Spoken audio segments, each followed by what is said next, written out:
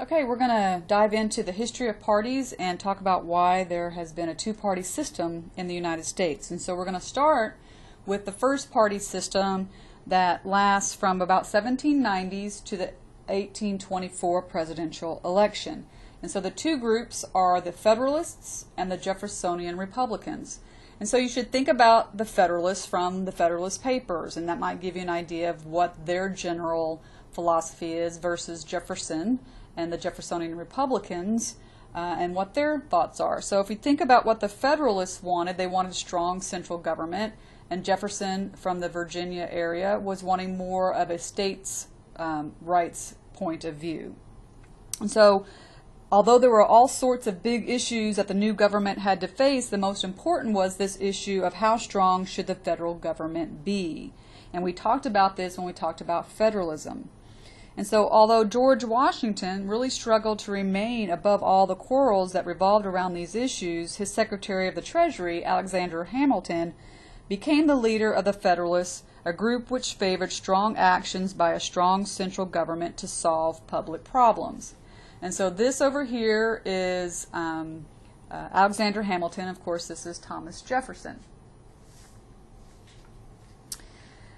The rival party, called the Jeffersonians, often called the Anti-Federalists, after its leader Thomas Jefferson. It's also called the Democrat Republicans, or sometimes just Republicans. All right, so you've got this name game going on, but let's just call them the Jeffersonian Republicans so that we don't confuse them with the later Democrats. All right, so this is the rival party, and they favor a weaker national government and more local autonomy. And these are issues that we still hear about today. We still hear about one political party wanting more national government, and we hear about the other political party that wants smaller federal government. Okay, so the Federalists wanted a stronger federal government. They also wanted to protect tariffs, commercial ties with Britain. So you can see where the Federalists are really wanting to have a bigger government and more power to the national government. The Jeffersonians were more in favor of free trade, concentrated on the issues of agriculture and relations with France. And this is going to play later on when we have the War of 1812, and hopefully you'll study that in history. We won't go into it here, but you can start to see the different political parties being aligned with other countries even. Okay, so Hamilton and Jefferson are the heads of the Federalists and the Anti-Federalists, and these two gentlemen are often considered the fathers of the modern political system. After the election of John Adams in 1796, the Federalists began to die out. By 1816, it had disappeared completely, leaving the United States with only the Jeffersonian Republican, or the Democratic Republicans, as the major party. At this time, remember, the candidates for the presidency and the vice presidency were chosen by the congressional leaders of the party. And if you didn't have connections with them and you weren't in their good graces, you didn't have a chance to be elected to the presidency. Okay, so this is where we had really the electoral process for the presidency centered in the Congress, because they're the ones who chose the nominees for the election. Okay. The Jeffersonian Republicans later become the Democrats. Keep that in mind. So today's Democratic Party comes from Jefferson's original Republican Party. So you can see you had the Federalists represented by Hamilton here, and the Anti-Federalists. They got together, put the Constitution, and remember, in order to satisfy the Anti-Federalists, the Bill of Rights was added to the Constitution. These Anti-Federalists become what are known as the Democratic Republicans, or the Jeffersonian Republicans, and then you had the Federalists. And by the end of this period, the Federalists die out, and you have one major party. But that ends in 1824. Okay? And again, this becomes the modern Democratic Party. So you have to kind of watch how this flows, if you will. All right, the second party system, well, let me finish up with the first party system. In the middle of the first party system, you had the Revolution of 1800, and this is not really a revolution per se in terms of fighting, but this is considered a revolution because in the 1800 election, this was the first time in world history in which one party, the Federalist Party of John Adams, this gentleman right here, willingly gave up power because they lost the election to another party, that of Thomas Jefferson, without bloodshed.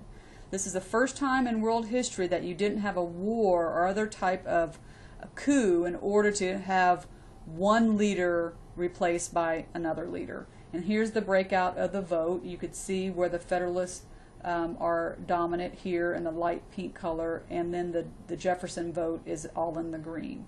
Okay, so that's happening during the first party system. All right, the second party system is from 1824 to 1852. The Democratic Party rises out to replace the Jeffersonian Republican Party, and this is going to be the new Democratic Party with Andrew Jackson as the leader.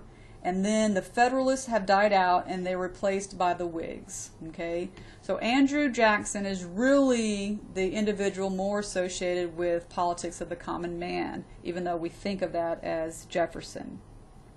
So the Democratic Party rose to replace the Democratic Republicans, and Andrew Jackson is elected in 1828 and re-elected in 1832. And part of the reason for the disappearance of Jeffersonian's old party was the use of congressional caucuses to select candidates, and that was unpopular. The idea that the candidates were selected by a small group of the elite was never too popular with U.S. citizens, and there were allegations that John Quincy Adams, who was elected in 1824, was nominated due to bargains struck in the congressional caucus and that corruption was involved. So bargains were happening behind the scene about who was going to be chosen to be the national candidates. And people who managed to be on the side of the winner tended to be given cabinet posts as rewards. So after the 1824 election, the Democratic Party and the Whig Party began to form.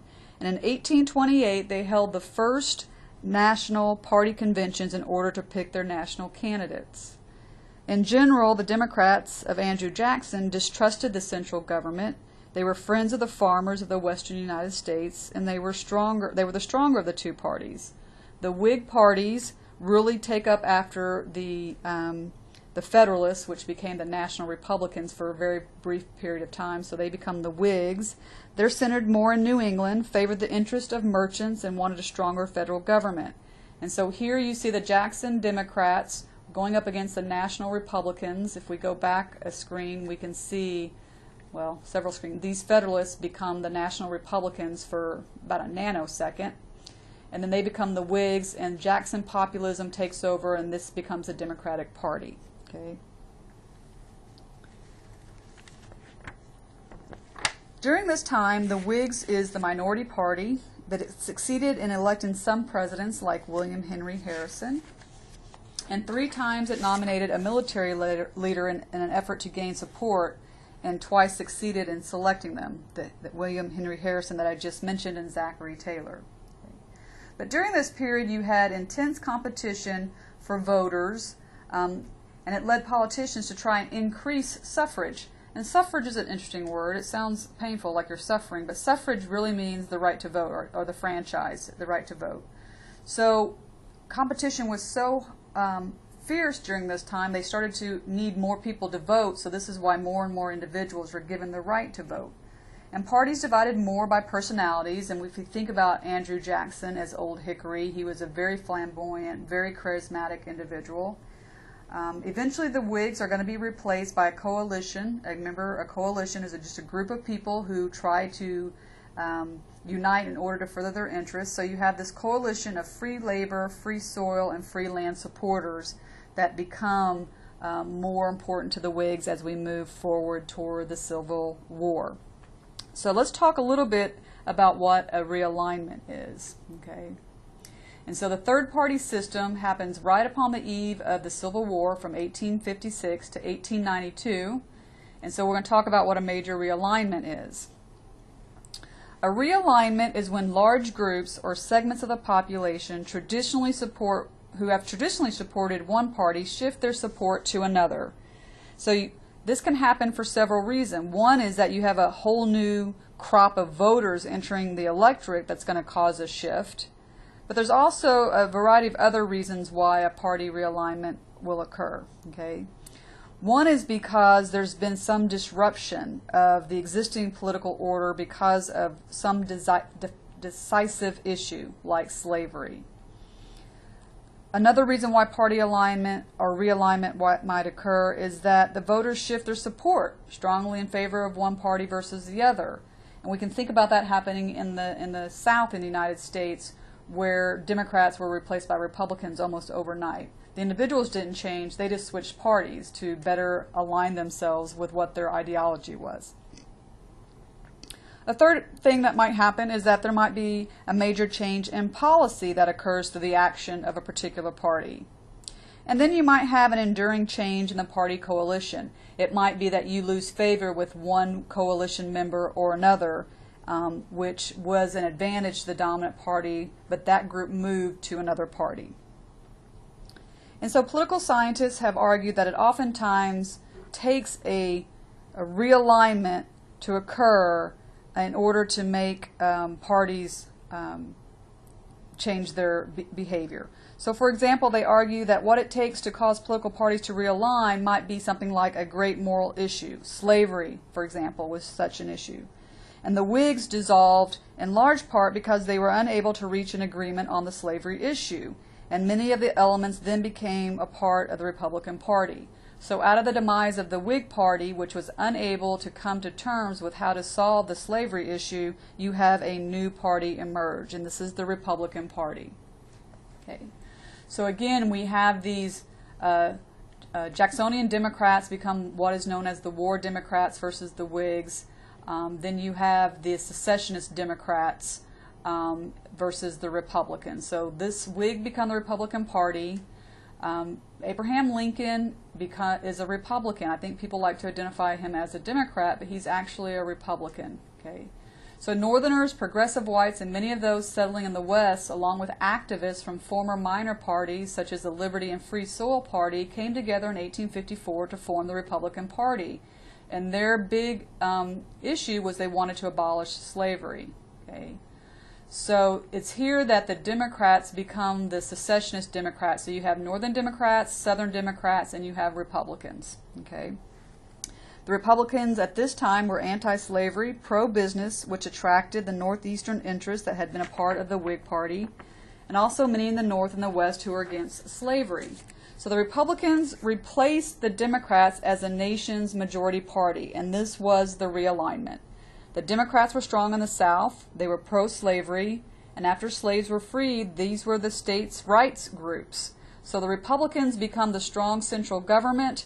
They want to abolish slavery during the Civil War period, and the Democrats were the groups that wanted to have smaller government and states' rights. Of course, this has switched for today's Republican and Democratic Party. But this is what happened during the third party system. This is the Civil War and the post-war system. Remember, Republicans want higher tariffs to protect industry. They wanted no slavery in the new territories. They wanted to expand westward. Both parties did. This is that manifest destiny. Democrats want lower tariffs to promote agriculture. Smaller local government is what they preferred, and they're pro-slavery. Okay. This is the election of Abraham Lincoln, and you can see how you have really a regional divide. Lincoln's vote is predominantly in the North and the Western states. The Southern Democrats are fielding their candidate versus the Northern Democrats, so you have the Democrats splitting the vote here. Okay, and then you have a constitutional party that is a small third party. Okay. But you can see here, this is the dominance of Abraham Lincoln and win the 1860 election. And then the Civil War breaks out in 1861. So Republicans dominate during this period up through the 1892 period, which leads to the fourth system. In 1896 to right up into the year that FDR is elected. Okay, this is known as the era of Republican dominance. Okay, and this is brought about in large part by the industrialization of America. Remember, the Republicans were the party that had policies encouraging rapid industrialization. The Democrats during this time were still centered in the South, but also in the West. There's no real Democratic presence in the North, and the Republicans are pretty much dominating politics at this time. They were from the areas that were not yet industrialized, that produced raw materials and agricultural parties. So the industrial policies of the Republican Party, according to the Democrats, ignore the rest of the world, or the rest of the United States, that was very poor and rural. Its solution to the problems, however, were looked at as being radical by those in the North. Between 1896 and 1932, the Democrats were only successful in electing one president, Woodrow Wilson, and he probably would not have been elected if it wasn't for a split in the Republican Party. So William McKinley is elected in 1896. He is a Republican. He is not in office very long because he's assassinated, so Teddy Roosevelt succeeds McKinley into the presidency, and Teddy Roosevelt is a Republican. Okay. William Howard Taft becomes president in 1908 to 1912. Okay. So Taft would later become a Supreme Court justice. But there was a disagreement between Teddy Roosevelt and William Howard Taft in the 1912 election that led to the split. And so the Republican Party splits in half, and Teddy Roosevelt starts a third party called the Bull Moose Party. Okay. This allows Woodrow Wilson basically to be elected from the Democratic Party in 1913. So Woodrow Wilson is the president during World War I. And so he's the only Democrat elected president during this time period until FDR assumes office in 1932. Okay. All right, so let's talk about that. Well, one more thing before I move forward.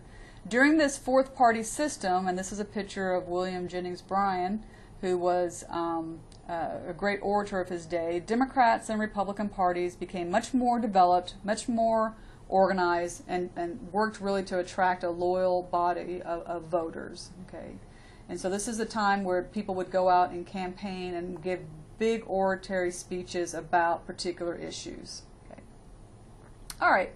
The fifth party system is during the FDR period, the New Deal coalition, right up until LBJ is president. Okay, so this is another major realignment. All right, this is the era of Democratic dominance. If we had an era of Republican dominance before, this is the era of Democratic dominance. And it starts with FDR and the New Deal. The Republican Party, remember, was pro-business, pro-industrialization, and anti-government interference in the economic sphere. But because of the Great Depression that began really in the 1929, with the 1929 crash, this particular focus on pro-business and pro-industrialization was not solving the nation's problems. So the Democrats nominate FDR in 1932 and became the party that wanted a strong federal government to intervene on behalf of the poor and unemployed that were having hard times due to the Great Depression. Okay. And so Roosevelt puts together this broad electorate, this broad coalition, this New Deal coalition made up of the following groups: the urban working class, members of newer ethnic groups that were immigrants, the bulk of the American Catholics and Jews, the poor of the South, and liberal intellectuals. So this was a very diverse coalition, and this gives birth to the New Deal liberals. Excuse me. So let me just give you a rundown of who was involved as a New Deal liberal. They wanted to have the government solve the nation's problems. They believed in a strong president. They wanted to curb big business and help those who were considered the underdogs in the marketplace. In order to pay for this type of oversight, they did not object to taxes or deficit spending. They favored labor and the working people, particularly the working poor. New Deal liberals were also more likely to be minorities. They supported government action to foster unemployment and solve the unemployment issues during the Great Depression. They wanted to help those who were unable to help themselves, and they were particularly interested in pursuing civil liberties. And so since the Roosevelt administration and continuing on to the 1950s and 60s, the Democratic Party became the party that was more strongly in favor of federal intervention to encourage civil rights in the South, for example, and to promote civil liberties. So it really was a system where there was an expansion in the reach of government, more regulation of the workplace. If you think about all those court cases we talked about during the civil rights and civil liberties case, this is part of the New Deal Coalition's actions. They wanted to create a social, and did create a social safety net, and it really created this broad coalition of voters that sustained itself into the late 1960s. But then this New Deal alignment starts to unravel. It starts to lose steam by the late 1960s. This has meant that over this period of time, the Republicans had gradually gained some strength in the South as Southern whites became disenchanted with the Democratic Party and became Republicans. Political scientists disagree about whether or not this was a major realignment, like it was with the Civil War. But many others argue that this end of the New Deal coalition was indeed a form of realignment because you have an evolution toward conservative Republicans' domination. It was gradual, not as intense or as quick as the Civil War realignment or the New Deal realignment, but it was a particularly growing movement of individuals into the more conservative Republican Party based upon issues that were really about moral issues, issues regarding abortion and family issues. And so a good year to draw the line from 1968 to when this alignment really begins is the 1980s, and this is with the election of Ronald Reagan. And so while many people might not think of it as a realignment, they think of it more as perhaps a de-alignment, where the idea is people are just removing themselves from either political party and not jumping into the other political party. So was it a movement back to Republican dominance? Many people believe so, but these are the issues that really were of major concern: abortion, family values, Reagan. And so this is really the Reagan years. And this is what people try to invoke today with trying to get back to those Reagan years from the Republican perspective.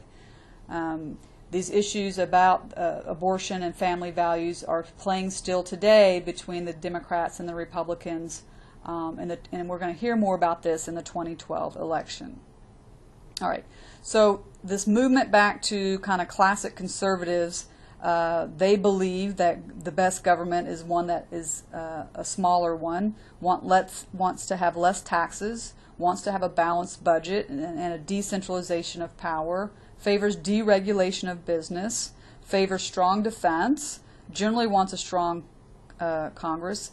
It appeals to affluent and the middle class, and the loyalty trends today for the Republican Party tend to be from professionals, executive, white-collar workers, high-status Protestants, married couples. So you can kind of see where the split is between those who are supportive of the Republican Party and those who are supportive of the Democratic Party. So we wind up with two major parties, the Democrats and the Republicans. So why do we have a two-party system? All right. A multi-party system is one where you have 5 or 10 more parties who regularly compete in elections and win seats and have some chance of gaining power. In order for you to have a multi-party system, you have to have a system that has proportional representation. And while this is a characteristic of most democratic nations, it's not a characteristic of the United States. We have a system where we only have two parties. Okay, so while most democratic nations are characterized by this 5, 10, or sometimes even more parties regularly competing in elections, the United States only has 2. And the reason for that is something called Duverger's law. Okay, and if we think about a spectrum from the left to the right, this is what many, on the top row here, this is what many European countries look like. So I'll just give you an example of Germany to kind of talk you through these different groups. All right. In the German case, there are 3 major dominant parties. There's the Christian Democratic Union, the CDU, and the Christian Social Union, which is more popular in the South. These are on the right. So these are your conservative parties. There's 2 of them about right here for the Germans. And then the Social Democratic Party is on the left, what would be considered the Liberal Party. So in comparison to the United States, the Social Democratic Party would be the Democrats, and the Christian Democratic Union and the Christian Social Union would be the Republicans. But they also have some additional parties. They have the Free Democratic Party. It's a smaller liberal party that often enters into a coalition with one of these two groups, so it's here on the left. Then there's the Green Party that moves closer or moves more to the left into the socialist realm. They have some parties even further to the left. So there is the Left Party. It is a coalition between the Party of the Democratic Socialists and the New Labor and Social Justice Party. These are moving much more further left to more of the socialist realm. And then there's obviously there's more parties on the right. There's a German People's Union, the neo-Nazi National Democratic Party, and so there's groups that move over here to the right. They have a multi-party system, okay? So what happens if the Green Party gets at least more than 5% of the vote, then 5% of the individuals in the German parliament are going to be representing the Green Party. So they have proportional representation. So if, like I said, the Green Party or a socialist party or a party on the right, they have to win at least 5% of the popular vote to get representation in Parliament. So what you end up having is a coalition government. Usually the Conservatives can't field enough of the vote in order to win a majority, so they have to form coalitions with some groups in order to win elections. Okay.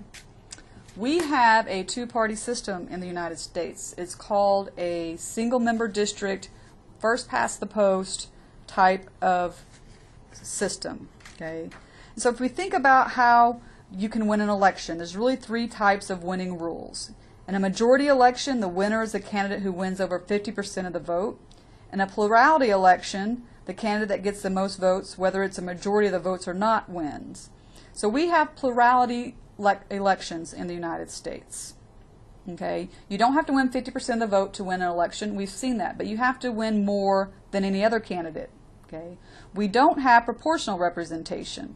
Okay, the practice of proportional representation system is generally to have multi-member districts. That is that there are multiple representatives from each district and they're divided in rough proportion of the vote. So let's say, for example, that we have a situation where there's 10 seats up for grabs and the Democrat receives 50% of the vote, the Republican receives 40% of the vote, and the Libertarian receives 10% of the vote. In that case, 5 Democrats would have seats, 4 Republicans would have seats, and 1 Libertarian would. That's a proportional representation system. That's not how it works in Texas. In the upcoming election for the House member for this particular district, if they win 48% of the vote, they get the seat. It's a single-member district. One person gets the seat. Okay? If he wins 60% of the vote, he wins the seat. It doesn't matter. He just has to win more than someone else. So when you have a plurality system, you're going to have a two-party system. And this is Duverger's law. It states the following. It says that nations with plurality and majority elections, the parties must try to reach out and appeal to a large percentage of the public in order to win representation. And so we see that. We see right now the Republicans are off in their primary trying to win the nominee. But once the Republican gets a nominee, they're going to go up against Barack Obama in August. And August through November, they're going to campaign against each other, and whoever wins the most votes wins. Okay, it's first past the post. We'll talk about the Electoral College later, but just in general, it's whoever has the most votes win. Okay, if you have proportional representation like you do up here in the German case, where you have multi-member districts, a party does not need to do this to gain representation, so splinter groups can gain representation. The Green Party is never going to win elections in the United States because they cannot win a majority. Okay? And so what they do is that the Democrats include the Green Party movement in their particular platform in the United States. So if you're asked, why don't we have third parties in the United States? It's because our electoral system doesn't reward third parties. Third parties are rewarded in multi-system proportional representation types of governance. We have a single-member district, first past the post, majority system in America, so there is no reward for a third-party candidate getting 20% of the vote. He gets nothing. Third-party candidates who win 20% of the vote here get 20% of the representation. So I hope that I've made this clear, that the number of parties that are really dominant in a particular country depends on its electoral system. So the reason why we don't have a multi-party system that's really functioning is because we have the electoral process that we have. Okay, so that's why we have two major parties. That's not to say that in the last presidential election there weren't these other contenders. They run in order to talk about a particular issue, but you can see that they're never going to get any vote, because for the rational voter, Ralph Nader is never going to win. So I need to vote for the person most like Ralph Nader, which is Barack Obama. Okay, so hopefully that was clear about why we have a two-party system in the United States. All right, let's take a break here, and we'll come back and talk a little bit about elections and how people vote.